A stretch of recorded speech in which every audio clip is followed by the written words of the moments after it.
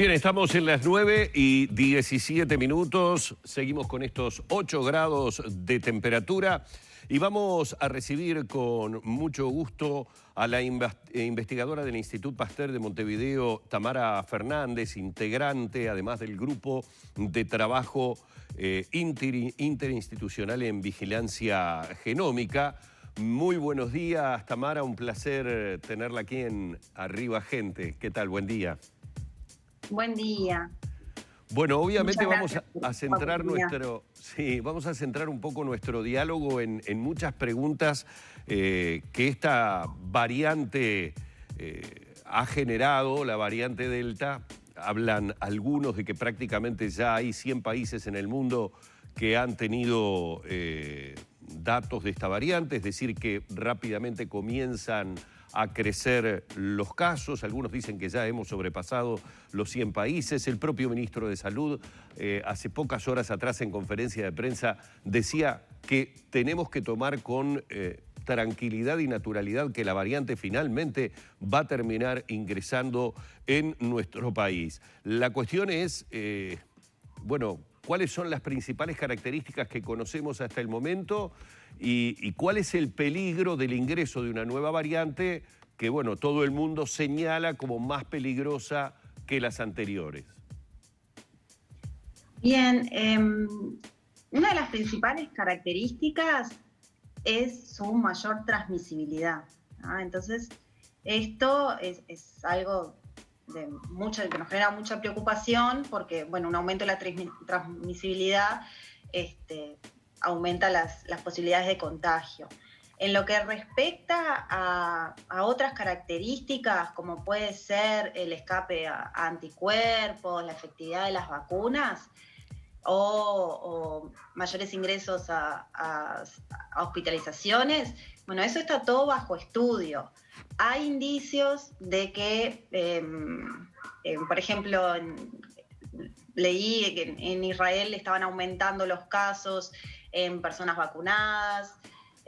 O sea, hay indicios de que podría ser así, pero hay que tomarlo con cautela estas últimas características porque necesitan, digamos, estudios que lo confirmen.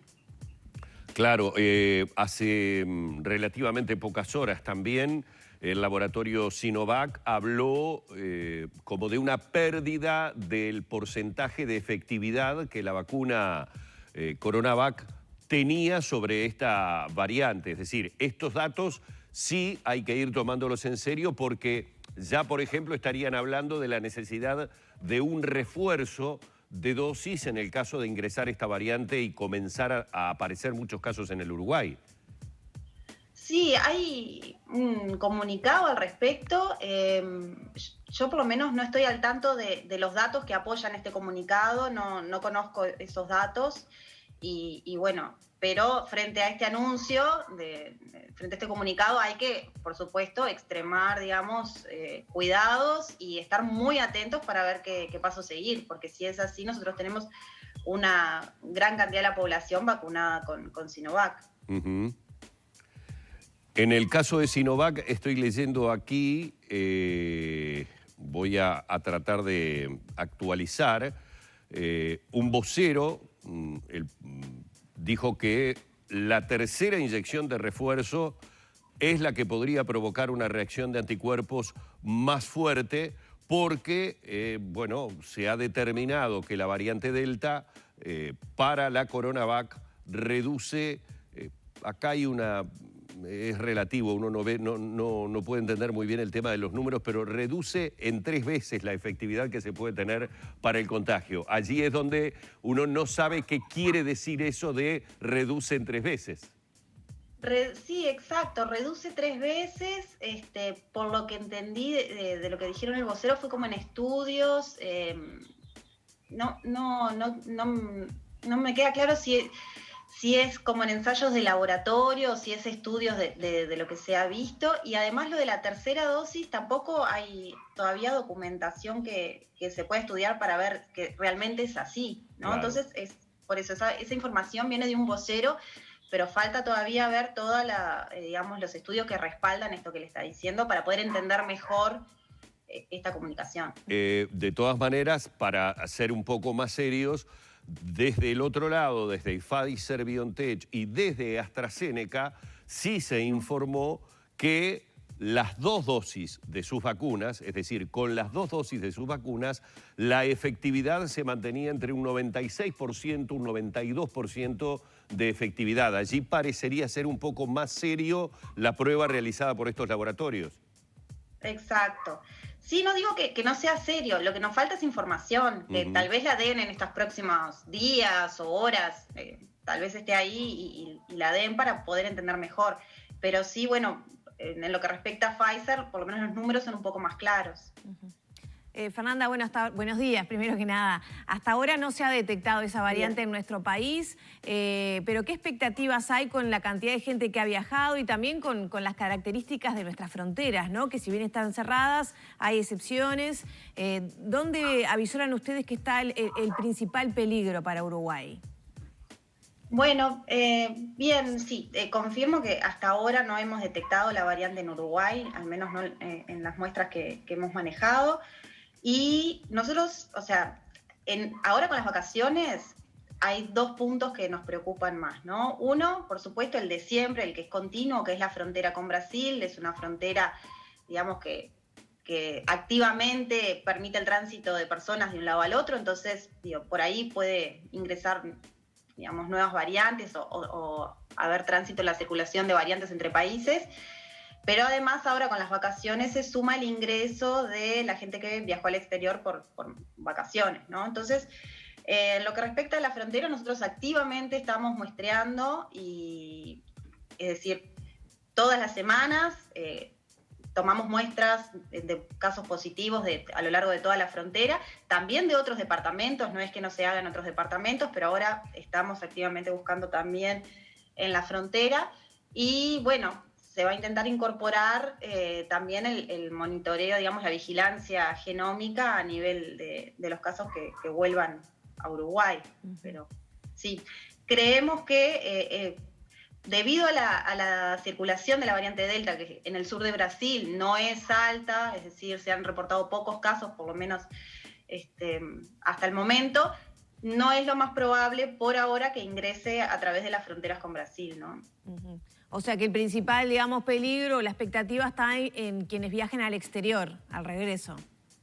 Sí. Si uno viaja a una región, por ejemplo, en el Reino Unido, un 90% de los casos nuevos son de la variante Delta que se han detectado. Entonces la probabilidad de que si uno se contagie con la variante Delta allí es mucho más alta que en Brasil, donde el porcentaje es muy bajo. Entonces sí. Gonzalo Moratorio a través de Twitter publicó esta mañana algunos consejos para quienes van a viajar, ¿no? De mantener los cuidados, hacerse el PCR lo más cerca de las 72 horas antes del arribo a nuestro país, hacerse otro PCR a los 7 días y quedarse en casa en lo posible entre esos 2 PCRs. ¿Es fundamental estas medidas? Comparto 100%, sí, es fundamental.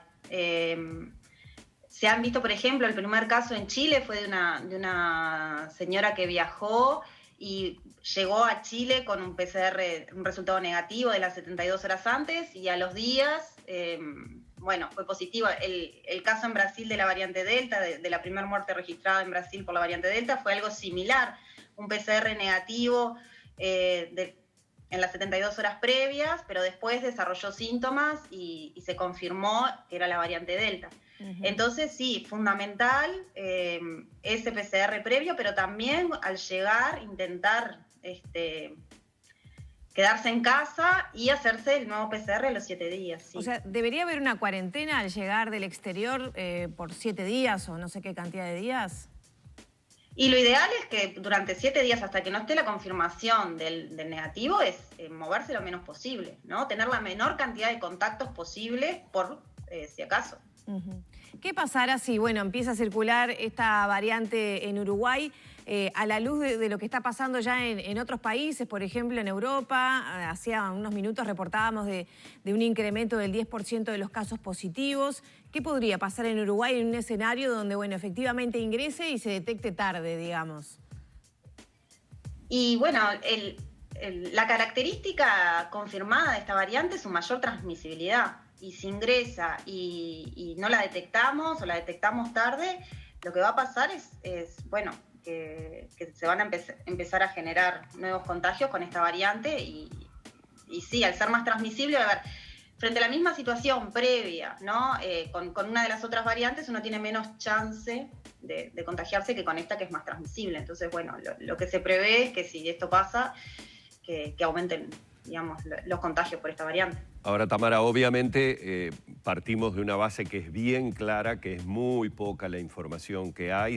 Todos los días se recoge nueva información y eso tiene que ver con las experiencias que se van dando en los países que van teniendo mayor cantidad de casos. A esa mayor contagiosidad que tiene el virus, ¿sabemos algo si tiene mayor o menor mortalidad, si ataca desde el mismo lugar, es decir, lo que hasta ahora hemos visto, si se comporta como el COVID-19 común, simplemente, es bastante grave, ¿no? Simplemente tiene una mayor transmisibilidad y hasta ahí no sabemos más? Está todo bajo estudio. Como te decía hoy, hay indicios de que, por ejemplo, los síntomas no son exactamente los mismos o los principales síntomas no son exactamente los mismos. Se ha dicho, está bajo estudio, por ejemplo, que esta genera más secreción nasal y menos el tema de la pérdida del olfato. También hay indicios de que gente vacunada se infecta con esta variante, pero para hablar otra vez de números y de decir, bueno, aumenta, realmente se necesitan más análisis y estudios, ¿no? Por allí se ha hablado también en nuestro país, algunos expertos han hecho la advertencia de que en la medida que no exista una vacunación equitativa en el mundo, vamos a tener que convivir durante mucho tiempo con mutaciones o variantes del virus, mientras a su vez estamos vacunando, y que ese es un escenario muy peligroso, porque es justamente lo que le permite al virus, por decirlo de una manera seguramente muy burra de mi parte, pero para entenderla, acostumbrarse o comenzar a saltearse la barrera de las vacunas. ¿Esto es posible? Es posible. A ver, el virus o sea, cada vez que se transmite de persona a persona puede ir cambiando, ¿no? Entonces, muchas de esos cambios o de esas mutaciones, ¿no? De esos cambios que tiene el virus en su genoma, no generan cambios a nivel de transmisión pero si alguno de esos cambios, ¿no? Lo ayuda a contagiar gente que ya está vacunada, entonces ahí está como esa brecha que puede, ¿no? Contagiar a mucha gente vacunada. Entonces, cuanto más gente esté todavía sin vacunar y cuanto más gente, digamos, contagiada haya, más probabilidades de que esto se genere. Entonces creo que sí, que vamos a estar un tiempo viviendo en esto de que, bueno, de que aparece una variante y que al ser nueva puede llegar a colonizar gente vacunada. Sí, y esto sí, claramente es un escenario peligroso, porque donde uno de estos cambios lo ayude a infectar gente vacunada puede ser un problema muy grande. De todas maneras, las vacunas que hay, digamos, son buenas. Es importante que todo aquel que se pueda vacunar se vacune, ¿sí? Tamara, en este contexto el trabajo que ustedes están haciendo de vigilancia genómica es muy importante. Me gustaría que nos contaras un poco más de esa dinámica de trabajo. Todas las muestras de PCR positivos que están en fronteras están siendo analizadas, ¿verdad? Estadísticamente por ustedes para detectar si entra entonces esta variante Delta.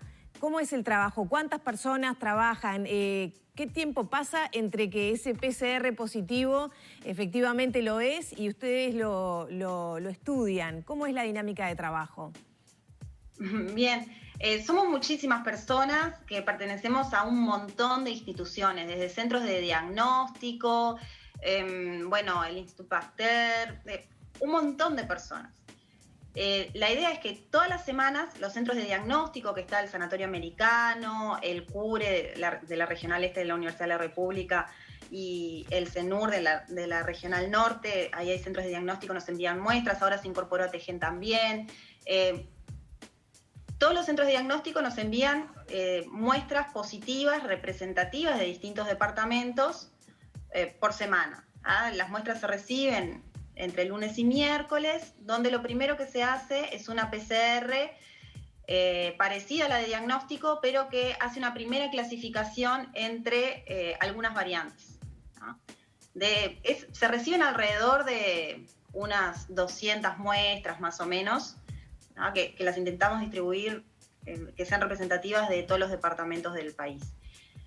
Después de esas muestras se seleccionan un gran porcentaje para su secuenciación, es decir, hay una clasificación primera de todas esas muestras por PCR que permite hacer una primera clasificación entre qué tipo de variantes pueden ser, y después muchas de ellas se secuencian en la siguiente semana. Entonces, desde que nos llegan las muestras, que son, digamos, de la semana anterior, hasta que tenemos el resultado de secuenciación son aproximadamente 2 semanas. Aunque en el medio, o sea, la semana del diagnóstico, tendríamos de esas muestras una idea de qué posibles variantes podemos encontrar a través del PCR.